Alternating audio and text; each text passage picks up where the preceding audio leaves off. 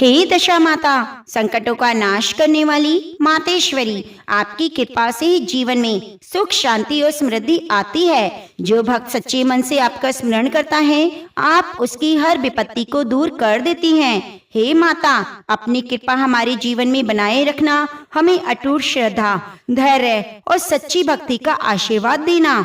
जय दशा माता। प्रिय भक्तजनों, आप सभी का स्वागत है हमारे इस भक्ति और विश्वास से भरे हुए चैनल में। आज मैं आपके लिए लेकर आई हूँ दशा माता की वह रहस्यमयी और महत्वपूर्ण कथा जो आपके मन को गहराई तक छूने वाली है। प्रिय भक्तजनों, आज की कथा में आपको मिलेगा एक ऐसा मोड़ जो आपको भावुक कर देगा, एक ऐसी घटना जो आपके दिल को छू जाएगी और एक ऐसी सीख जो आपके जीवन में नई आशा जगा सकती है। यह कहानी हमें सिखाती है, जब मंजिल बहुत करीब होती है तब हार मान लेना सबसे बड़ी गलती होती है। जो भक्त विश्वास बनाए रखता है उसे माता की कृपा जरूर प्राप्त होती है। तो इस पावन कथा को अंत तक जरूर सुनिएगा, क्योंकि हो सकता है आपकी जिंदगी का सबसे बड़ा संकेत इसी में छुपा हो। अगर आप सच्चे मन से दशा माता में विश्वास रखते हैं तो कमेंट में जरूर लिखें दशा माता की जय। तो आइए शुरू करते हैं दशा माता की अद्भुत चमत्कारी कथा। भारत की पुण्य भूमि में देवी देवताओं की अनगिनत कथाएं प्रचलित हैं। हर प्रदेश की अपनी एक अलग परंपरा,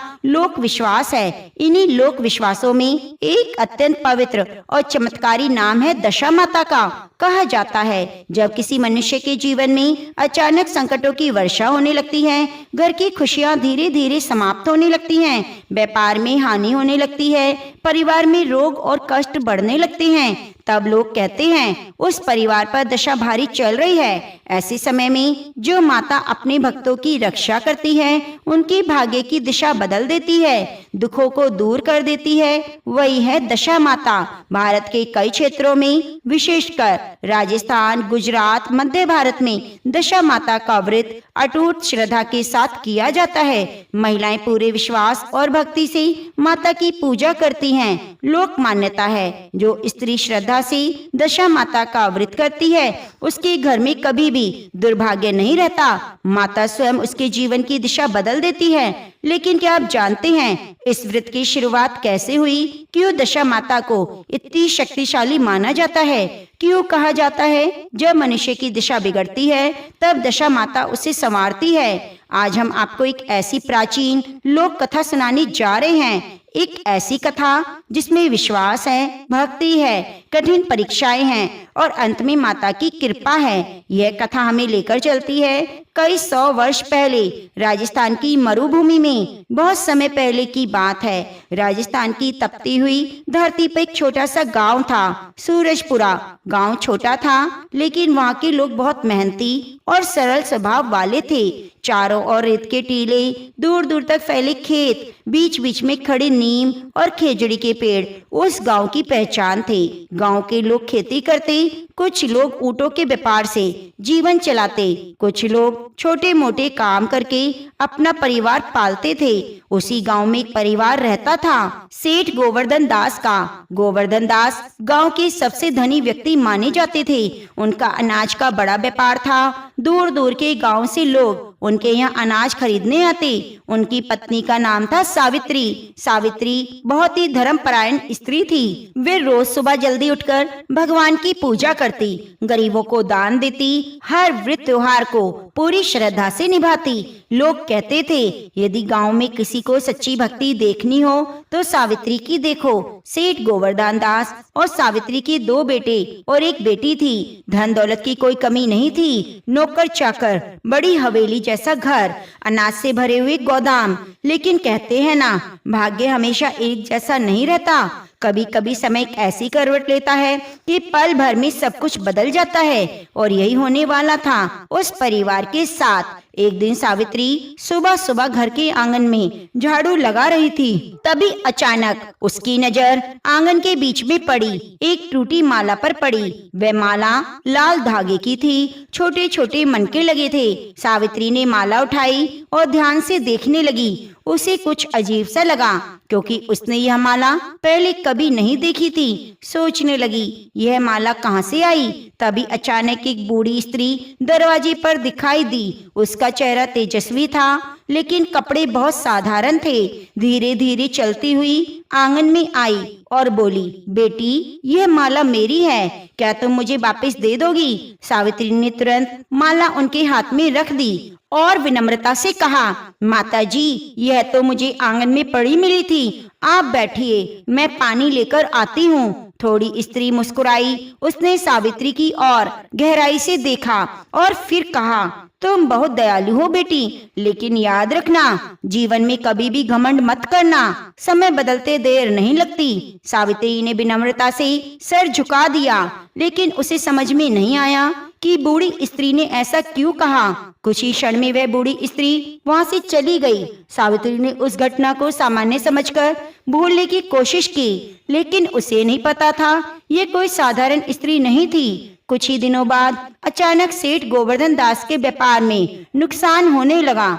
जो व्यापार सालों से बहुत अच्छा चल रहा था, घाटा होने लगा। दूर दूर के व्यापारी पैसे देने से मुकरने लगे। कुछ माल रास्ते में खराब हो गया, कुछ जगह चोरी हो गई, गोदाम में रखा अनाज खराब हो गया। सेठ गोवर्धन दास परेशान हो गए। उन्होंने सोचा, ये अचानक कैसे हो गया। उधर घर में भी अजीब अजीब घटनाएं होने लगी। कभी कोई बीमार पड़ जाता, कभी घर में झगड़े होने लगते। सावित्री को धीरे धीरे समझ आने लगा कि कुछ ठीक नहीं। एक दिन वह मंदिर गई। वह एक वृद्ध साधु बैठे थे। सावित्री ने उनके चरण छुए, सारी परेशानियां उन्हें बताई। साधु ने आंखें बंद करके ध्यान लगाया। कुछ देर के बाद उन्होंने गंभीर स्वर में कहा, बेटी, तुम्हारे घर पर दशा भारी चल रही है। सावित्री चौंक गई। वे बोली, महाराज, इसका उपाय क्या है। तो साधु ने कहा, जब मनुष्य की दशा बिगड़ती है, तब केवल एक शक्ति बचा सकती है। सावित्री ने पूछा, कौन। साधु ने धीरे से कहा, दशा माता। सावित्री ने पहली बार यह नाम सुना था। वे बोली, महाराज, मैं माता की पूजा कैसे करूं। साधु मुस्कुराए, बोले, समय आने पर स्वयं माता तुम्हें मार्ग दिखाएगी। सावित्री सोच में पड़ गई। उसे समझ नहीं आया साधु ने ऐसा क्यों कहा, लेकिन उसी दिन से उसके जीवन में ऐसी घटनाएं होने लगी जो पूरी दुनिया बदलने वाली थी। सूरजपुरा गांव में अब पहले जैसी चहल पहल नहीं रही। जिस हवेली में पहले रात दिन मेहमानों की आवाजाही लगी रहती थी, अब वहाँ सन्नाटा हो गया। सावित्री अक्सर आंगन में बैठकर भगवान का नाम जपती, सोचती, हे प्रभु, अचानक ऐसा क्या हो गया। हमारे घर पर इतनी विपत्ति आ गई। पहले व्यापार में नुकसान हुआ, अब तो स्थिति और खराब हो गई। एक दिन गोवर्धन दास बहुत चिंतित होकर घर लौटे। उनके चेहरे पर गहरी चिंता की लकीरें थी। सावित्री ने पूछा, क्या हुआ सेठ जी, आप इतने परेशान क्यों हैं। गोवर्धन दास भारी स्वर में बोले, सावित्री, आज शहर से एक खबर आई है। हमारा सबसे बड़ा व्यापारी सौदा भी टूट गया। जिन व्यापारियों पर हमने भरोसा किया, वे सारा पैसा लेकर भाग गए। यह सुनकर सावित्री का दिल बैठ गया, लेकिन उसने स्वयं को संभालते हुए कहा, सेठ जी, चिंता मत कीजिए, भगवान पर भरोसा रखिए, जो होगा अच्छा होगा। गोवर्धन दास ने गहराई से सांस ली। तुम सही कहती हो बेटी, लेकिन अब हालात बहुत कठिन हो गए। उधर गांव में भी लोग तरह तरह की बातें करने लगे। कोई कहता सेठ के भाग्य की दशा बदल गई है, तो कोई कहता बुरी नजर लग गई है। कुछ लोग तो यह भी कहने लगे शायद किसी ने तंत्र मंत्र कर दिया है। लेकिन सावित्री इन बातों से दूर रहती। वे केवल भगवान पर भरोसा करती। एक रात सावित्री बहुत चिंतित मन से सोई। उस रात उसे एक अजीब सा सपना आया। उसने देखा एक सुनसान रास्ते पर चल रही है, चारों ओर अंधेरा है, दूर दूर तक कोई दिखाई नहीं देता। अचानक सामने से वह बूढ़ी स्त्री आती हुई दिखाई दी, जो कुछ महीने पहले उनके घर आई थी। उस स्त्री के चेहरे पर एक दिव्य तेज था। सावित्री के पास आकर बोली, बेटी, क्या तुमने मेरी बात याद रखी। सावित्री ने आश्चर्य से पूछा, माता जी, आप कौन हैं। बूढ़ी स्त्री मुस्कुराई और बोली, मैं वही हूँ जिसने तुम्हें चेतावनी दी थी, जीवन में घमंड मत करना। अब समय आ गया है, तुम अपनी परीक्षा से गुजरो। सावित्री घबरा गई। माताजी, मैं क्या करूं? बूढ़ी स्त्री ने कहा, यदि तुम अपने परिवार को इन संकटों से बचाना चाहती हो तो दशा माता का व्रत करो। सावित्री ने पूछा, यह व्रत कैसे किया जाता है? स्त्री ने कहा, 10 दिनों तक श्रद्धा और नियम से व्रत करना, हर दिन माता का स्मरण करना और लाल धागे से 10 गांठें बांधनी होगी। सावित्री सब ध्यान से सुन रही थी। फिर वह स्त्री धीरे धीरे प्रकाश में बदलने लगी, अचानक अदृश्य हो गई। उसी क्षण सावित्री की नींद खुल गई। पसीने से भीगी हुई थी, उसका दिल तेजी से धड़क रहा था। उसे समझ नहीं आया यह सपना था या माता का संकेत। सुबह होते ही सावित्री को मंदिर वाले साधु की बात याद आई।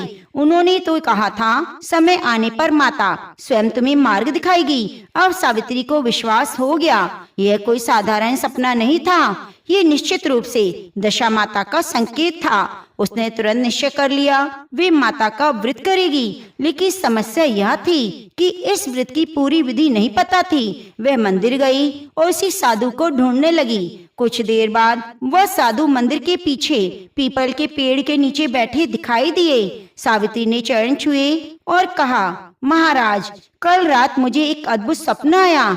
उसने पूरा स्वप्न उन्हें बता दिया। साधु मुस्कुराए, कहने लगे, बेटी, तुम्हें माता दशा का आशीर्वाद प्राप्त हुआ है। सावित्री की आंखों में आशा की चमक आ गई। महाराज, कृपया मुझे इस व्रत की पूरी विधि बताइए। तो साधु ने कहा, ध्यान से सुनो, दशा माता का व्रत 10 दिनों तक किया जाता है। 10 दिनों में स्त्री को सच्चे मन से माता का स्मरण करना होता है। उन्होंने आगे कहा, लाल धागे में 10 गांठें बांधकर माता का प्रतीक माना जाता है। हर दिन उस धागे की पूजा करनी होती है। सावित्री सब ध्यान से सुन रही थी। साधु ने कहा, 10वें दिन विधि विधान से माता की पूजा करके धागा किसी पवित्र वृक्ष पर बांध दिया जाता है। सावित्री ने हाथ जोड़कर कहा, महाराज, मैं ये व्रत करूंगी। साधु ने आशीर्वाद देते हुए कहा, यदि तुम्हारी भक्ति सच्ची होगी तो माता अवश्य तुम्हारी दशा बदल देगी। सावित्री घर लौटी। उसने अपने पति को सारी बात बताई। गोवर्धन दास पहले तो थोड़ा संदेह में थे, लेकिन जब उन्होंने सावित्री के दृढ़ विश्वास को देखा तो उन्होंने भी कहा, यदि तुम्हें लगता है इससे हमारा संकट दूर होगा तो तुम अवश्य व्रत करो। सावित्री ने अगले दिन से व्रत शुरू करने का निश्चय कर लिया। उसने लाल धागा लिया, 10 गांठें बांधी, माता दशा का स्मरण करते हुए प्रार्थना की, हे माता, यदि आप सच में मेरी पुकार सुन रही हैं तो कृपया करके हमारे परिवार को संकटों से बचाएं। उसकी आंखों में आंसू बहने लगे, लेकिन मन में एक नया विश्वास जाग चुका था। उसे लग रहा था माता उसकी पुकार अवश्य सुनेगी। उसे यह नहीं पता था कि आने वाले दिनों में उसकी भक्ति की कठिन परीक्षा होने वाली है, जिसकी उसने कभी कल्पना नहीं की थी। सूरजपुरा गांव में अब सावित्री के जीवन का एक नया अध्याय शुरू हो गया। उसने निश्चय कर लिया था कि चाहे कुछ भी हो जाए, माता का व्रत पूरी श्रद्धा से करेगी। अगली सुबह सूरज निकलने से पहले ही सावित्री उठ गई। उसने स्नान किया, साफ वस्त्र पहने, आंगन के एक छोटे से कोने में पूजा का स्थान तैयार किया। वहाँ उसने एक छोटी सी चौकी रखी, उस पर लाल कपड़ा बिछाया, भगवान का स्मरण करते हुए लाल धागे में बंधी 10 गांठों को माता का स्वरूप मानकर स्थापित किया। सावित्री ने हाथ जोड़कर प्रार्थना की, हे माता दशा, मैं आपके बारे में बहुत कम जानती हूँ, पर इतना विश्वास है आप अपने भक्तों को कभी निराश नहीं करती। कृपया करके मेरे परिवार की रक्षा कीजिए। उसने दीपक जलाया, फूल अर्पित किए और पूरे मन से माता का स्मरण किया। लेकिन कहते हैं ना, जब कोई भक्त सच्चे मन से भक्ति का मार्ग चुनता है तो उसकी परीक्षा भी उतनी ही कठिन होती है। सावित्री की परीक्षा अब शुरू होने वाली थी। व्रत का पहला ही दिन था। उसी दिन दोपहर को गांव में खबर फैल गई, गोवर्धन दास के गोदाम में अचानक आग लग गई थी। यह सुनते ही सावित्री के पैरों तले जमीन खिसक गई। तुरंत वहां पहुंची। लोग बाल्टियों से पानी डालकर आग बुझाने की कोशिश कर रहे थे, लेकिन तब तक बहुत देर हो चुकी थी। गोदाम में रखा लगभग सारा अनाज जल चुका था। गोवर्धन दास जमीन पर बैठे सर पकड़कर रो रहे थे। कह रहे थे सब खत्म हो गया, अब हमारे पास कुछ नहीं बचा। सावित्री उन्हें संभालते हुए बोली, सेठ जी धैर्य रखिए, शायद यह भी माता की परीक्षा होगी। लेकिन उस समय गोवर्धन दास के लिए यह समझना बहुत कठिन था। शाम होते होते पूरे गांव में इस घटना की चर्चा होने लगी। कुछ लोग सहानुभूति देने आए, कुछ लोग ताने मार रहे थे। एक पड़ोसी औरत ने कहा, देखो इतना घमंड था अपने धन का, सब खत्म हो गया। दूसरी ने कहा, इन पर तो कोई भारी दशा चल रही है। सावित्री यह सब सुन रही थी, लेकिन उसने किसी को कुछ नहीं कहा। चुपचाप घर लौट आई और माता के सामने बैठ गई। उसने आंसू भरी आंखों से कहा, माता, यदि मेरी परीक्षा है तो मैं सहन करूंगी, लेकिन कृपया करके मेरे परिवार को टूटने मत देना। उसकी आवाज में इतनी सच्चाई थी मानो उसकी प्रार्थना सीधे आकाश तक पहुंच रही हो। उस रात सावित्री फिर से पूजा करके सोई। रात के बीच में अचानक उसे लगा जिसे आंगन में किसी के चलने की आवाज आ रही है। वह उठकर बाहर गई। आंगन में हल्की चांदनी फैली हुई थी। उसी चांदनी में उसे एक स्त्री की आकृति दिखाई दी, वही रहस्यमयी बूढ़ी स्त्री, लेकिन इस बार उसका रूप पहले से भी अधिक तेजस्वी था। सावित्री घबरा गई, लेकिन उसने हाथ जोड़ लिए, कहा, माता, क्या आप ही दशा माता हैं? स्त्री मुस्कुराई और फिर बोली, बेटी, अभी भी समय नहीं आया है कि मैं अपना परिचय दूं, लेकिन इतना याद रखो, तुम्हारी भक्ति व्यर्थ नहीं जाएगी। सावित्री की आंखों में आंसू आ गए।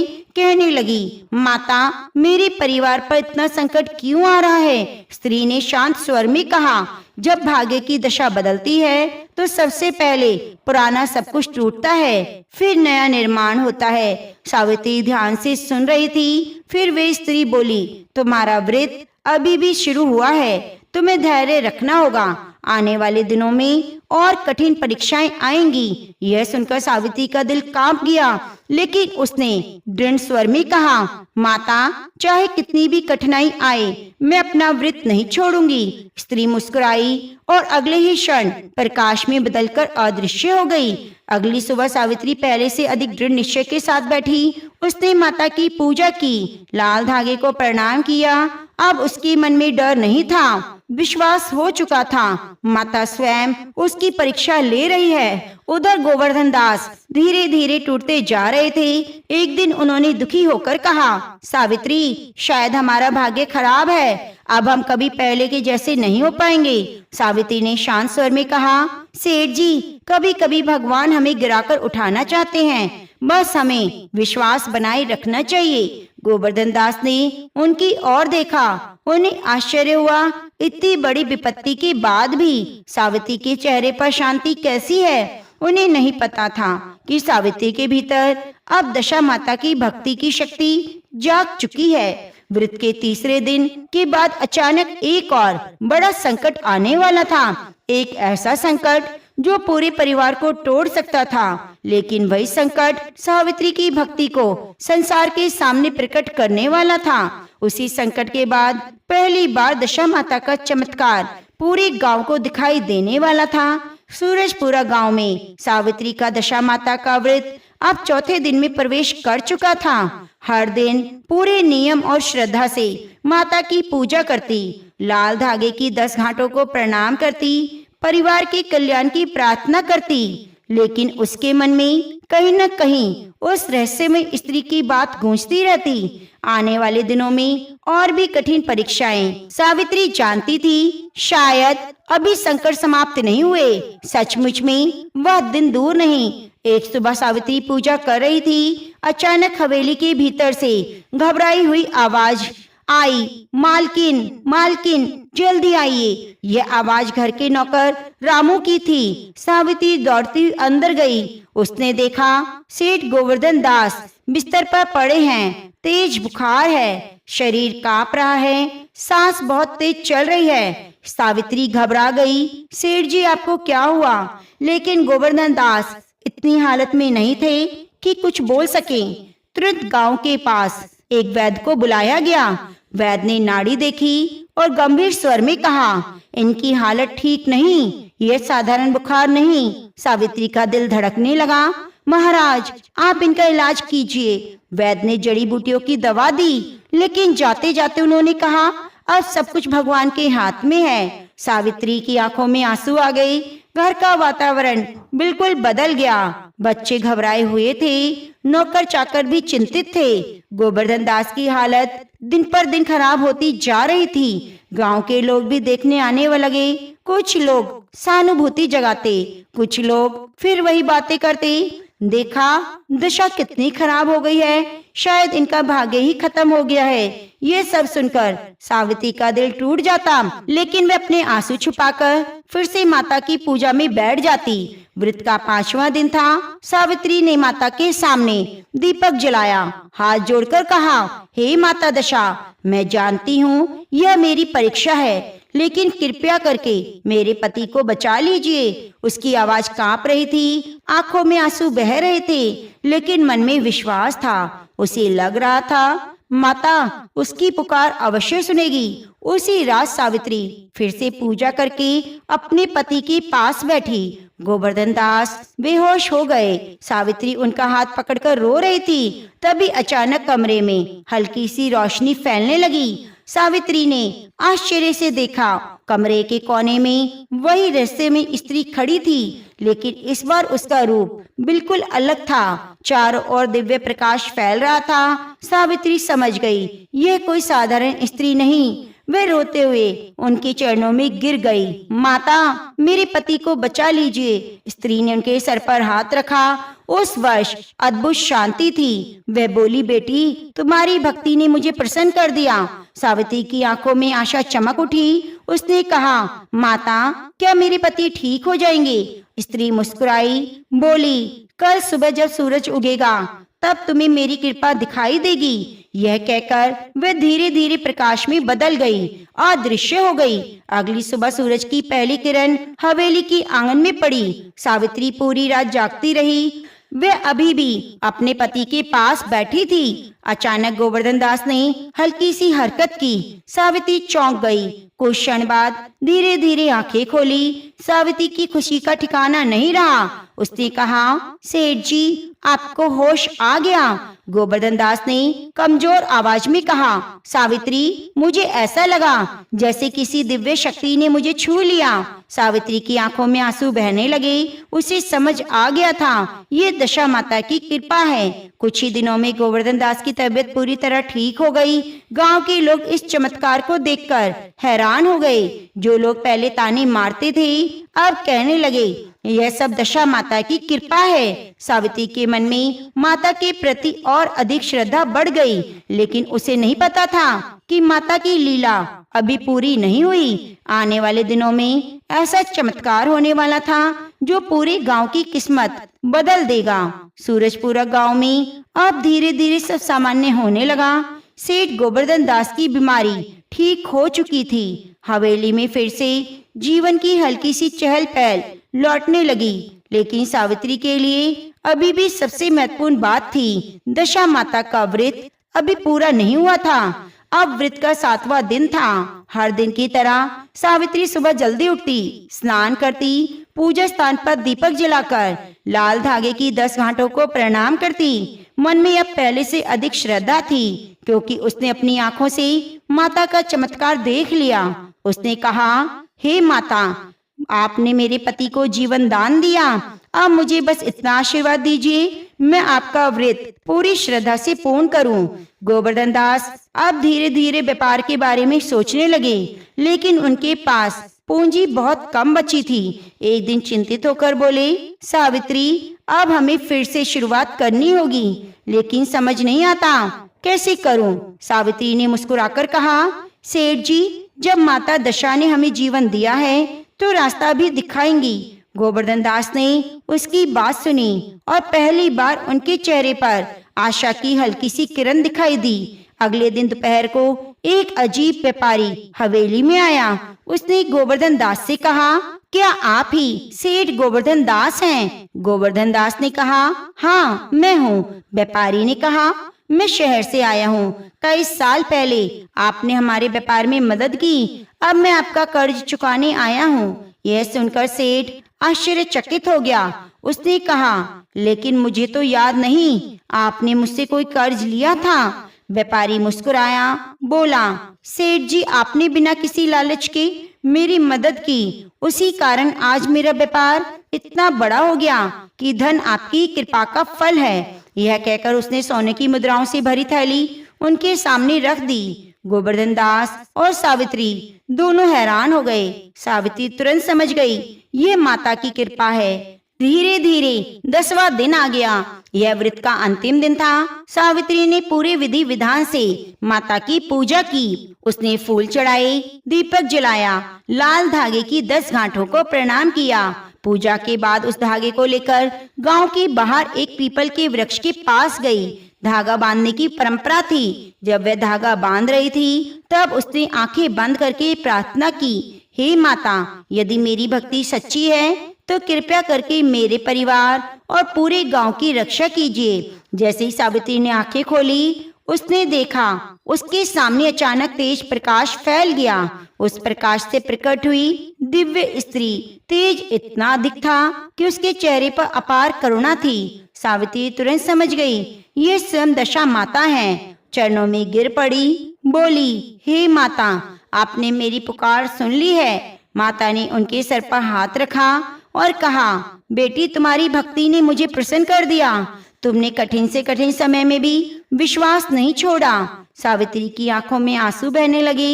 माता ने कहा, आज से तुम्हारे परिवार की दशा बदल जाएगी, तुम्हारे घर में फिर से सुख समृद्धि आएगी। फिर माता ने कहा, लेकिन याद रखना, यह सुख केवल तुम्हारे लिए नहीं, तुम्हें इस गांव के लोगों की भी सहायता करनी होगी। सावित्री ने सर झुकाकर कहा, जैसा आप आदेश दे माता। अगले क्षण में दिव्य प्रकाश धीरे धीरे आकाश में विलीन हो गया।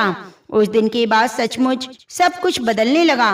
गोवर्धन दास का व्यापार फिर से चलने लगा। उसकी ईमानदारी और दया के कारण लोग उस पर फिर से भरोसा करने लगे। सबसे बड़ी बात, अब वे पहले जैसे घमंडी नहीं रहे। सावित्री ने माता के आदेश के अनुसार गरीबों की सहायता शुरू कर दी। धीरे धीरे गांव भी समृद्ध होने लगा। गांव के लोग हर साल श्रद्धा से दशा माता का व्रत करने लगे। कहते हैं, जो स्त्री सच्चे मन से दशा माता का व्रत करती है, माता दशा बुरी दशा को अच्छी दशा में बदल देती है। यही कारण है आज भी कई स्थानों पर स्त्रियां श्रद्धा से ये व्रत करती हैं। उन्हें विश्वास है, जहाँ सच्ची भक्ति होती है वह माता की कृपा अवश्य प्राप्त होती है। तो जय दशा माता। प्रिय भक्तजनों, यह थी दशा माता की पावन और चमत्कारी कथा, जिसमें हमने देखा जीवन में संकटों का अंधेरा छा जाता है, मनुष्य की दशा बिल्कुल विपरीत हो जाती है। तब यदि सच्चे मन से माता का स्मरण किया जाए तो माता स्वयं अपने भक्तों की रक्षा करती है। प्रिय भक्तों, सावित्री की अटूट श्रद्धा और विश्वास ने सिद्ध किया कि भक्ति में कितनी बड़ी शक्ति होती है। जो पूरा संसार साथ छोड़ दे तब भी माता दशा अपने भक्तों का हाथ नहीं छोड़ती। इसलिए कहा गया है, जहाँ सच्चा विश्वास है वह माता की कृपा अवश्य बरसती है। यदि आपको यह दशा माता की कथा पसंद आई है तो वीडियो को लाइक जरूर करें, परिवार मित्रों में शेयर करें और माता रानी की कृपा पाने के लिए कमेंट बॉक्स में दशा माता की जय जरूर लिखिए। एक गांव में एक ब्राह्मणी रहती थी। उसके एक लड़का था, उसका नाम था विनोद। एक दिन ब्राह्मणी अपने बेटे से बोली, बेटा कुछ काम करो जिससे जीवन निर्वाह हो। तब विनोद ने गांव वालों की गाय चराने का काम शुरू कर दिया। एक दिन विनोद गायों को पानी पिलाने घाट पर ले गया। वहाँ कुछ स्त्रियां स्नान करके दशा माता के गंडे ले जा रही थी। उनके पास एक गंडा अधिक था। उन स्त्रियों ने विनोद से पूछा, तुम कौन से वर्ण के हो? विनोद ने कहा, वे ब्राह्मण हैं, पर कोई काम न मिलने के कारण गाय चराते हैं। उन स्त्रियों ने विनोद को एक गंडा देकर कहा, तुम इसे घर ले जाकर अपनी माता को दे देना और कहना इसका पूजा करें, व्रत करें। हम लोग तुम्हें पूजा की सामग्री दे देंगे, यह भी ले जाकर अपनी माता को दे देना। लड़के ने गंडा ले लिया, पूजन सामग्री को अपनी गठरी में बांधकर घर ले गया। लड़के ने सब बात ब्राह्मणी को बताकर सारा सामान दे दिया। ब्राह्मणी ने प्रेम पूर्वक गंडे को माथे से लगाया और उस दिन से व्रत करने लगी। 9 दिन कथा कहानी कहती रही। 10वें दिन उसने गंडे के पूजन की तैयारी की। एक घर के बाहर लिपाई कर रही थी, तभी वहाँ एक वृद्ध गरीब स्त्री आई। स्त्री ने आकर पूछा, बहन तुम क्या कर रही हो? ब्राह्मणी ने जवाब दिया, आज मेरे घर में दशा माता का पूजन है। गरीब स्त्री ने ब्राह्मणी से पानी पिलाने को कहा। ब्राह्मणी ने कहा, तुम जरा ठहरो, मैं कटोरी ढूंढ लाऊं, फिर तुमको पानी पिलाऊंगी। ब्राह्मणी कटोरी लेने अंदर गई। उस गरीब स्त्री ने ब्राह्मणी के घर के बाहर एक सोने का घड़ा रखा। फिर वह अंतर ध्यान हो गई। गरीब स्त्री कोई और नहीं, दशा माता थी। ब्राह्मणी कटोरी लेकर जैसे ही आई, सोने का घड़ा देखकर घबरा गई। उसने सोचा, यहाँ ये कैसे आ गया? कहीं कोई मुझ पर चोरी का इल्जाम ना लगा दे। इस चिंता में ब्राह्मणी उस गरीब स्त्री की खोज में बाहर निकली। तब उसका लड़का बाहर आ गया। ब्राह्मणी ने सारी बात बेटे को बताई। बेटा बोला, वह तो दशा माता थी, उन्होंने सोने का घड़ा तुमको दे दिया। अगर अब की बार आए तो उनका अच्छे से स्वागत करना। फिर ब्राह्मणी नदी में नहाने चली गई। जब नदी से नहाकर आई तो किनारे पर उसे सोने का भरा हुआ घड़ा दिखाई दिया। उत्तम वस्त्र रखे थे, उन वस्त्रों को पहन लिया।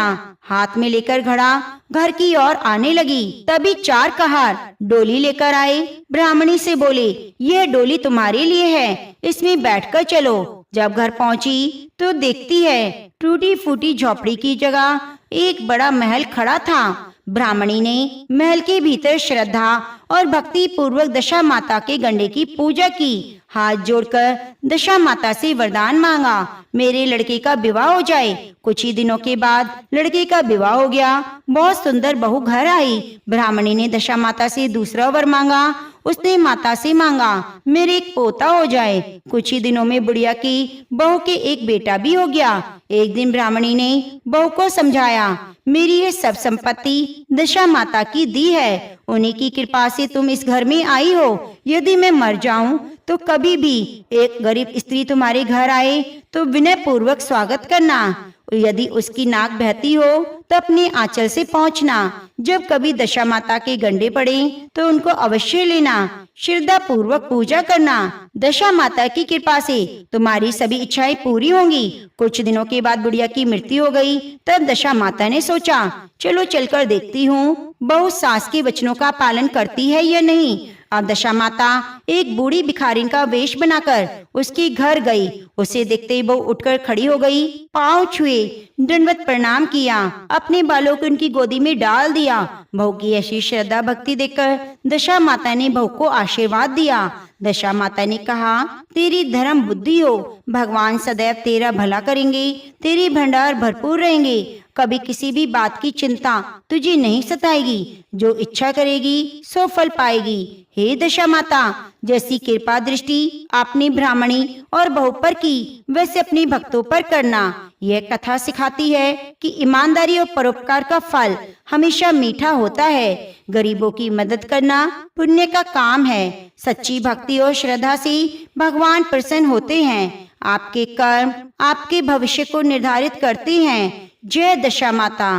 प्रिय भक्तजनों, यदि आपको ये कथा पसंद आई है तो कृपया वीडियो को लाइक करके कमेंट बॉक्स में दशा माता की जय जरूर लिखिए। एक राजा थे, उनकी 2 रानियां थी। बड़ी रानी के कोई संतान नहीं थी, छोटी रानी का पुत्र था। राजा छोटी रानी और राजकुमार को बहुत प्यार करता था। बड़ी रानी छोटी रानी से ईर्ष्या करने लगी। बड़ी रानी राजकुमार के प्राण हर लेना चाहती थी। एक दिन राजकुमार खेलता खेलता बड़ी रानी के चौक में चला गया। बड़ी रानी ने राजकुमार के गले में एक काला सांप डाल दिया। छोटी रानी दशा माता का व्रत करती थी। राजकुमार दशा माता का दिया हुआ था। दशा माता की कृपा से राजकुमार के गले में सांप बिना नुकसान पहुंचाए चला गया। दूसरे दिन बड़ी रानी ने लड्डुओं में जहर मिलाकर राजकुमार को खाने के लिए दिया। राजकुमार जैसे ही लड्डू खाने लगा तो दशा माता एक दासी का रूप धारण करके आई और राजकुमार के हाथ से लड्डू छीन लिया। बड़ी रानी का यह बार भी खाली गया। रानी को बड़ी चिंता हुई कि किसी भी तरह से राजकुमार को मारना है। तीसरे दिन जब राजकुमार फिर बड़ी रानी के आंगन में खेलने गया तो रानी ने उसे पकड़कर गहरे कुएं में ढकेल दिया। क्योंकि कुआं बड़ी रानी के आंगन में बना था, इसलिए किसी को पता नहीं चला कि राजकुमार कहाँ गया। लेकिन जैसे ही बड़ी रानी ने राजकुमार को कुएं में धकेला तो दशा माता ने उसे बीच में रोक लिया। इधर दोपहर हो जाने पर राजकुमार की न लौटने पर राजा और छोटी रानी को चिंता सताने लगी। दशा माता को भी इस बात की चिंता हुई, राजकुमार को उसकी माता पिता के पास किस प्रकार पहुंचाया जाए। राजकुमार को तलाश करने वाले कर्मचारी निराश होकर बैठ गए। राजा और छोटी रानी पुत्र शोक में रोने लगे।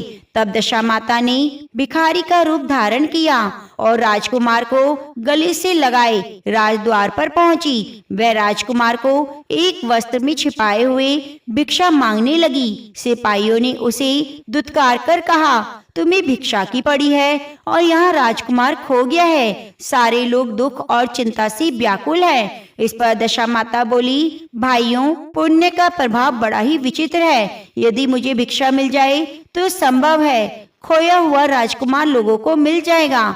यह कहकर वह देहरी पर पैर रखने लगी। सिपाहियों ने उसे आगे बढ़ने से रोका। उसी समय दशा माता ने बालक का पैर वस्त्र से बाहर कर दिया। सिपाहियों ने समझा कि कुंवर उसके हाथों में है, इसलिए उसे अंदर जाने दिया। दशा माता कुंवर को लेकर भीतर चली गई। उसने राजकुमार को चौक में छोड़ दिया और वापस चली गई। परंतु रानी ने दशा माता रूपी भिखारिन को देख लिया। उसने कहा, खड़ी रहो। और कौन हो तुम? तुमने 3 दिन मेरे बेटे को छिपा कर रखा था। तुमने ऐसा क्यों किया? तुम्हें मेरे इस प्रश्न का उत्तर देना होगा। दशा माता उसी समय ठहर गई। उन्होंने बताया, मैं तुम्हारे पुत्र की चोरी करने वाली नहीं, मैं तो तुम्हारी आराध्य देवी दशा माता हूँ। मैं तुम्हें सचेत करने आई हूँ कि बड़ी रानी तुमसे ईर्ष्या रखती है। वह तुम्हारे पुत्र के प्राण हर लेना चाहती है। एक बार उसने तुम्हारे पुत्र के गले में काला सांप डाला, जिसे मैंने भगाया। दूसरी बार विष के लड्डू दिए, जिसे मैंने उसके हाथों से छीन लिया। इस बार उसने तुम्हारे पुत्र को कुएं में डाला और मैंने बीच में ही उसे रोककर रक्षा की। इस समय मैं भिखारिन के वेश में तुम्हें सचेत करने आई हूँ। यह सुनकर छोटी रानी दशा माता के पैरों में गिरकर क्षमा मांगने लगी। छोटी रानी विनती भाव से बोली, जैसी कृपा आपने मुझ पर दर्शन देकर की, मैं चाहती हूँ आप सदैव इस महल में निवास करें और मुझसे जो सेवा पूजा होगी वह मैं करूंगी। इस पर दशा माता बोली, मैं किसी के घर में नहीं रहती। जो श्रद्धा पूर्वक मेरा ध्यान और स्मरण करता है, मैं उसी के हृदय में निवास करती हूँ। मैंने तुम्हें साक्षात दर्शन दिए, इसलिए तुम सुहागिनों को बुलाकर उन्हें यथाविधि आदर सत्कार के साथ भोजन कराओ। नगर में डिंडोरा पिटवा दो कि सभी लोग मेरा डोरा लें और इस व्रत को करें। इतना कहकर दशा माता अंतर ध्यान हो गई। रानी ने अपने राज्य की सौभाग्यवती स्त्रियों को निमंत्रण देकर बुलाया और उपटन से लेकर सिर से आभूषण तक श्रृंगार कर उनकी यथाविधि सेवा करके भोजन कराया और दक्षिणा में गहने देकर विदा किया। रानी ने अपने राज्य में डिंडोरा पिटवा दिया कि अब से सब लोग दशा माता का डोरा लिया करें। तो प्रेम से बोलिए, दशा माता की जय। एक सास और बहू थी। बहू का पति विदेश गया हुआ था। एक दिन सास ने बहू से अग्नि लाकर भोजन बनाने को कहा। बहू गांव से अग्नि लेने चली गई, लेकिन किसी ने अग्नि नहीं दी। कहा, जब तक दशा माता की पूजा ना हो जाए अग्नि नहीं मिलेगी। बहू खाली हाथ घर लौट आई। उसने सास से कहा, गांव में दशा माता की पूजा है, इसलिए कोई अग्नि नहीं देता। शाम को सास अग्नि लेने गई, तभी स्त्रियों ने कहा, सवेरे बहू आई थी, परंतु हमारे यहाँ पूजा नहीं हुई थी, इसी कारण अग्नि नहीं दी। ऐसा कहकर उन्होंने सास को अग्नि दे दी, क्योंकि अब माता की पूजा हो चुकी थी। सास अग्नि लेकर घर के दरवाजे पर पहुंची थी कि एक व्यक्ति बछड़ा लिए आया। उसके पीछे गाय भी आ रही थी, जिसने अभी अभी बछड़ा दिया था। सास ने उस व्यक्ति से पूछा, क्या इस गाय ने पहली बार बछड़ा दिया है? आदमी ने कहा, हाँ, पहली बार दिया है।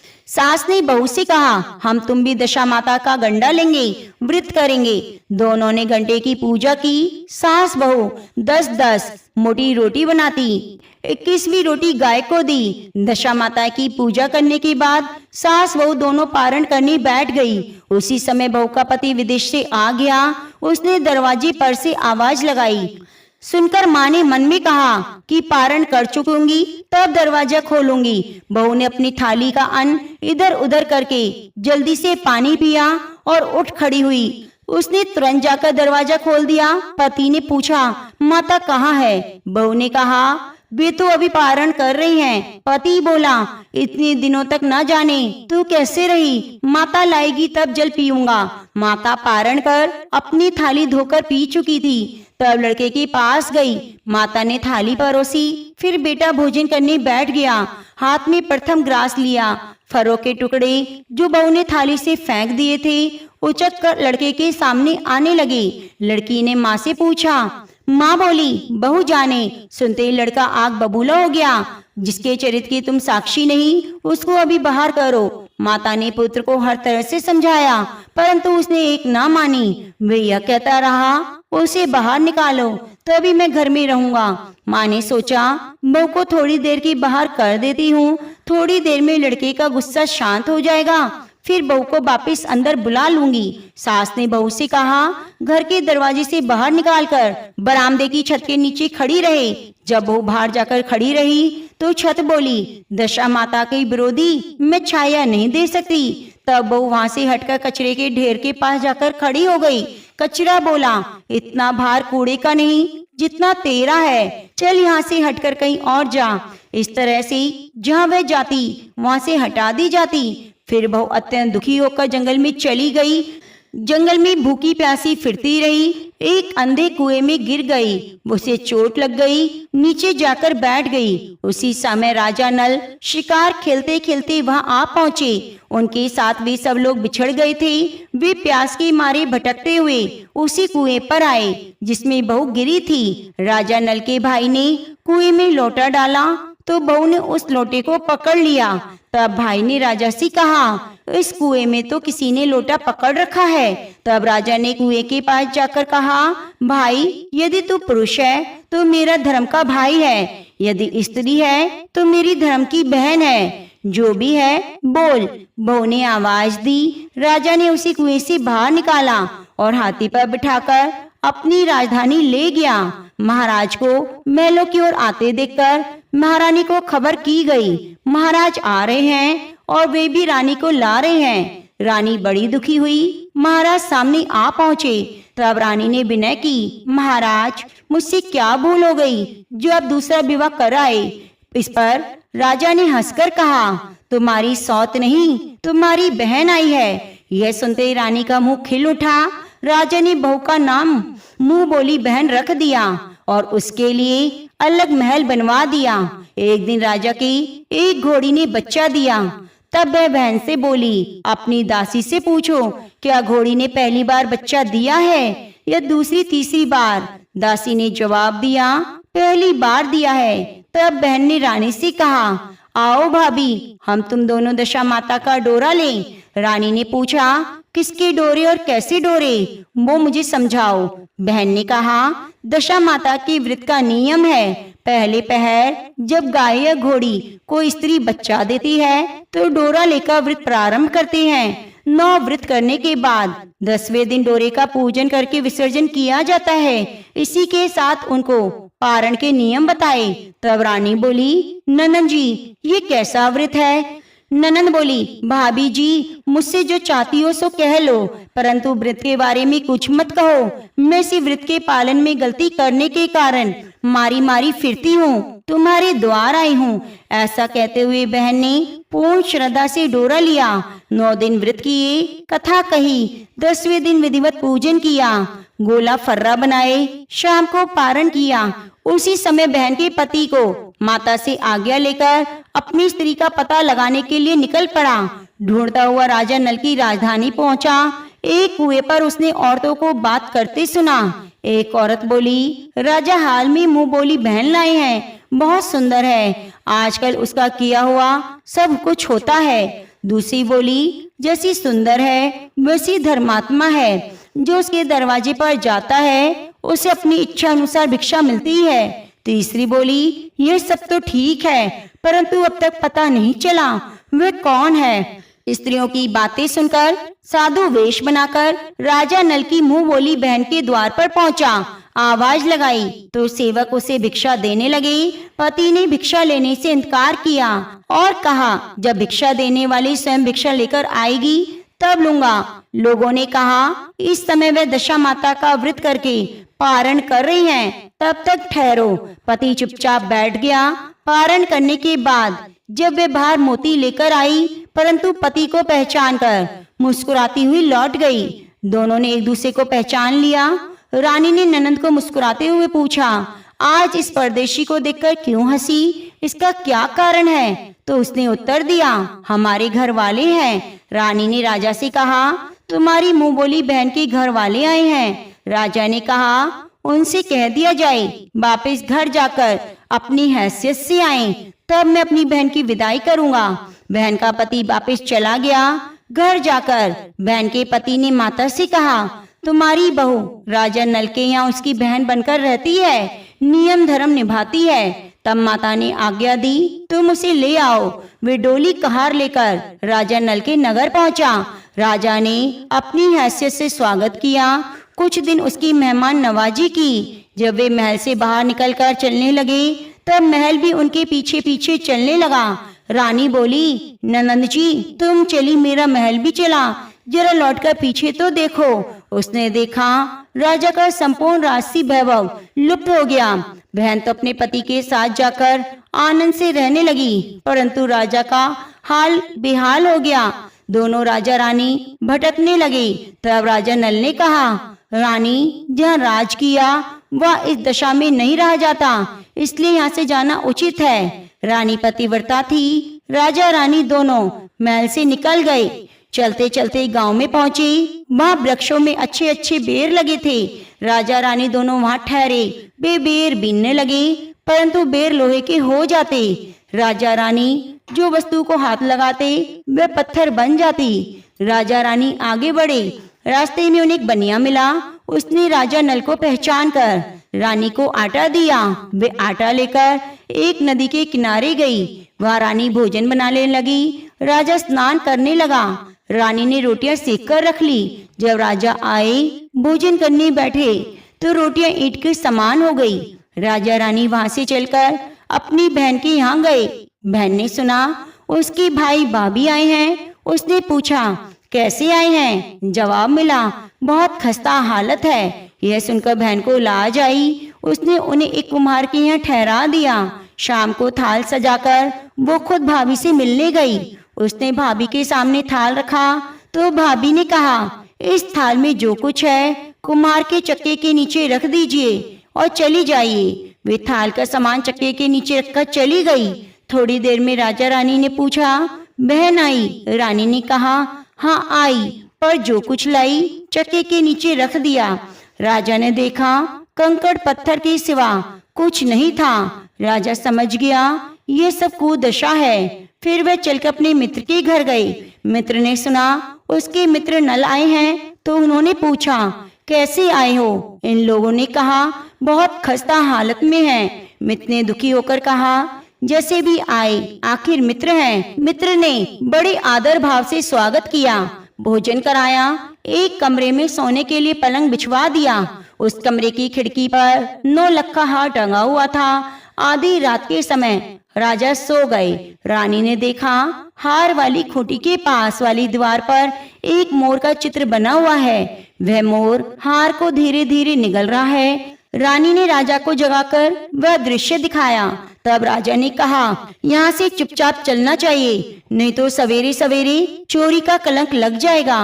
राजा रानी दोनों रात को उठकर भाग चले। वहाँ से चलकर एक अन्य राजा की राजधानी में पहुँचे। वहाँ सदाव्रत किया जाता था। राजा रानी दोनों सदाव्रत में पहुँच गए, परंतु उस समय सदाव्रत बंद हो चुका था। वहाँ के राजा के कर्मचारियों ने कहा, राजा रानी न जाने कहाँ से आए हैं, इनको मुट्ठी भर चने दे दो। राजा रानी दोनों ने कहा, हम इस प्रकार अनादर और कुवचन के साथ सदाव्रत अस्वीकार करते हैं। अगर ऐसी कंजूसी है तो सदाव्रत का दिखावा क्यों? इस पर धन अध्यक्ष गुस्सा हुआ और कहा, हमारे राजा को कंजूस कहते हो, इनको हवालात में बंद कर दो। इस तरह राजा रानी दोनों कोठरी में बंद हो गए। जिस कोठरी में राजा रानी कैद थे उसी के सामने आम रास्ता था। एक मैल रानी राजा की घुड़साल को पार करके उसी रास्ते से निकला करती थी। एक दिन वह देर से आई, तब रानी ने उससे पूछा, आज देर कहाँ हो गई? बोली, आज राजा की एक घोड़ी ने पहली बार बच्चा दिया है। तब रानी ने राजा से कहा, एक बार मैंने तुम्हारी मुंह बोली बहन की दशा डोरे लेने का अनादर किया, उसी दिन से हमारी दशा खराब हुई, इसलिए आज मैं दशा डोरा लेती हूँ। राजा ने पूछा, पूजा की सामग्री कहाँ से आएगी? रानी ने कहा, दशा माता सब करेगी। तब 9 तार राजा के पार की और 1 तार अपनी आंचल का लेकर रानी ने डोरा बनाया और उसी समय से व्रत ठान लिया। थोड़ी देर में उस देश का राजा खुद घोड़े का बछड़ा देखने उसी रास्ते से निकला। राजा ने नल दमयंती दोनों को बंद देखकर पूछा, ये लोग कौन हैं? किस कारण से, किस अपराध के कारण बंद हैं? पहरेदारों ने बताया, ये भिक्षा लेने आए, आपको गालियां देते थे, इसी कारण बंद हैं। राजा ने कहा, ये तो कोई अपराध नहीं, इनको संतुष्ट करना चाहिए, इसको अभी कैसे बाहर निकालो। राजा की आज्ञा सुनकर उसी समय नल दमयंती को कोठरी से निकाल दिया गया। राजा ने उनके पांव में पद्म और माथे पर चंद्रमा का चिन्ह देखकर पहचान लिया कि राजा नल और दमयंती हैं। तब उन्होंने विनीत भाव से क्षमा मांगी और हाथी पर बिठाकर महल में ले गए। कुछ दिनों के बाद राजा नल पूरी सज धज कर अपनी राजधानी की ओर चले।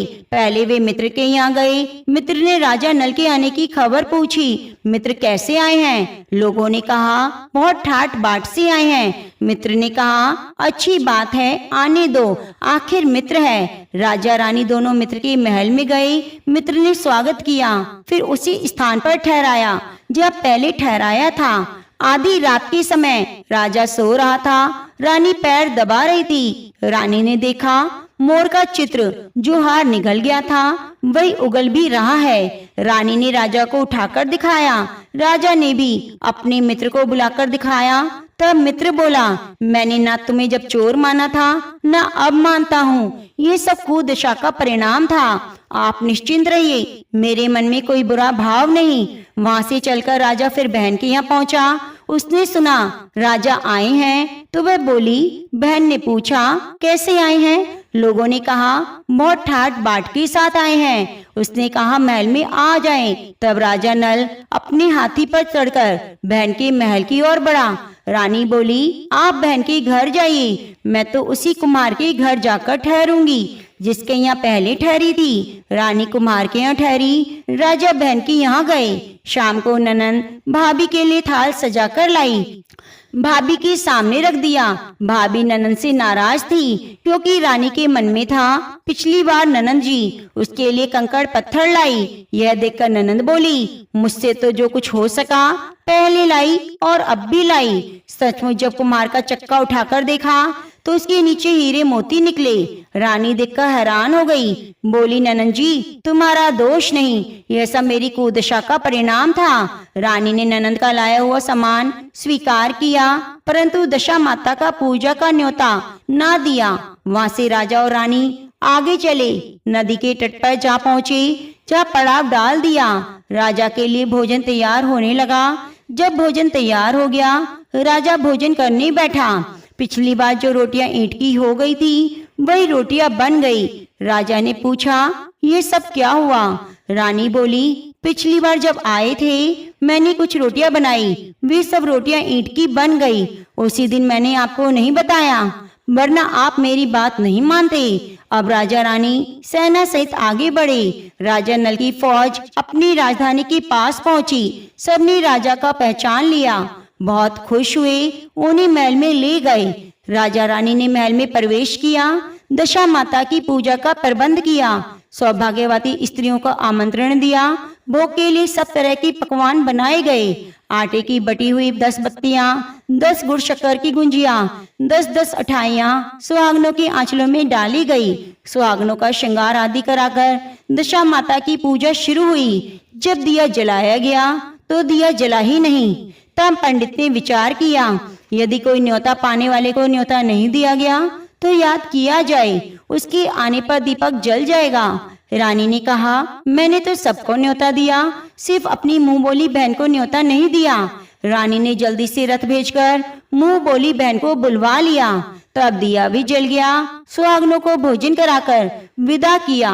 उसी समय राजा ने राज्य में हुक्म जारी किया, अब से प्रजा की सभी लोग दशा माता का व्रत करेंगे। हे भगवती दशा माता, जैसे आपने राजा नल के कष्ट दूर किए वैसे सबके दूर करना। प्रिय भक्तजनों, अब आइए सुनते हैं गणेश भगवान की कथा। बहुत समय पहले की बात है। एक बहन और एक भाई रहते थे। बहन हर रोज अपने भाई का चेहरा देखकर खाना खाती। बहन रोज सुबह जल्दी उठकर घर का सारा काम करके जल्दी से अपने भाई को देखने निकल जाती। रास्ते में एक पीपल के पेड़ के नीचे गणेश जी की मूर्ति थी, जहाँ वह नित्य हाथ जोड़कर कहती, भगवान मेरे जैसा अमर सुहाग, अमर पीहर सबको देना। रास्ते में जाते हुए जंगल का कांटा उसके पैर में चुभ जाता। एक दिन बहन ने अपने भाई का चेहरा देखा और बैठ गई। भाभी जी ने उससे पूछा, भाई जी तुम्हारे पैरों में क्या हुआ है? बहन ने कहा, रास्ते में आते वक्त जंगल का कांटा पैर में चुभ गया। यह कहकर बहन अपने घर चली गई। भाभी ने अपने पति से कहा, रास्ता साफ कर दीजिए, रास्ते से आते वक्त आपकी बहन के पैरों में कांटा चुभ जाता है। तुम्हारी बहन दुखी होती है। भाई ने कुल्हाड़ी लेकर सड़क से झरिया, जंगली घास, पेड़ पौधे काट दिए, जिससे रास्ता साफ हो गया। पेड़ों की सफाई के दौरान गणेश जी की मूर्ति अपने स्थान से हट गई, जिससे भगवान क्रोधित हो गए और उसके प्राण हर लिए। अब गांव के लोग अंतिम संस्कार के लिए भाई को ले जाने लगे। तभी भाभी ने रोते हुए कहा, थोड़ी देर रुक जाओ, उनकी बहन हर रोज अपने भाई का चेहरा देखती है। लोगों ने कहा, आज तो देख लेगी, कल से क्या देखेगी? बहन रोज की तरह अपने भाई का चेहरा देखने के लिए सड़क से आती थी। सड़क से आते हुए बहन ने देखा, रास्ता एकदम साफ है, पेड़ पौधे, जंगली घास सब कटे हुए हैं। थोड़ा और आगे जाके देखा तो गणेश जी की मूर्ति भी वहां से हटी हुई थी। यह देखकर जल्दी से खेजड़ी की डाल लेकर जगह साफ की और गणेश जी की मूर्ति को अपने स्थान पर रख देती है और हमेशा की तरह हाथ जोड़कर कहने लगी, भगवान मेरे जैसा सुहाग और मेरे जैसा अमर पीहर सबको देना। भगवान गणेश ने बात सुनी, सोचा अगर आज मैंने इसकी बात नहीं सुनी तो दुनिया में कोई भी नहीं मानेगा, कोई हमारी पूजा नहीं करेगा। भगवान गणेश कहते हैं, बेटी खेजड़ी के 7 पत्ते ले जाओ, इन्हें कच्चे दूध में मिलाकर अपने भाई के शरीर पर छींटे मार देना, वह उठ जाएगा। जब बहन ने पीछे मुड़कर देखा तो कोई नहीं था। उसने सोचा जैसा सुना वैसा कर लेती हूँ। खेजड़ी के 7 पत्ते लेकर घर गई। देखा लोगों की भीड़ लगी है। उसने घर जाकर देखा भाई का शरीर रखा हुआ था। भाभी रो रही थी। उसे गणेश जी से जैसा सुना था वैसे कच्चे दूध में खेजड़ी के 7 पत्ते मिलाकर अपने भाई के शरीर पर छिड़क दिया। भाई जाग गया। भाई ने उठकर कहा, मुझे बहुत गहरी नींद आई। बहन ने कहा, ऐसी नींद किसी शत्रु को न आए। भाई को सारी घटना बताई। हे गणेश जी महाराज, जैसे अमर सुहाग, अमर पीहर उस बहन को दिया, वैसी कथा कहानी कहने वाले, सुनने वाले सबको देना। तो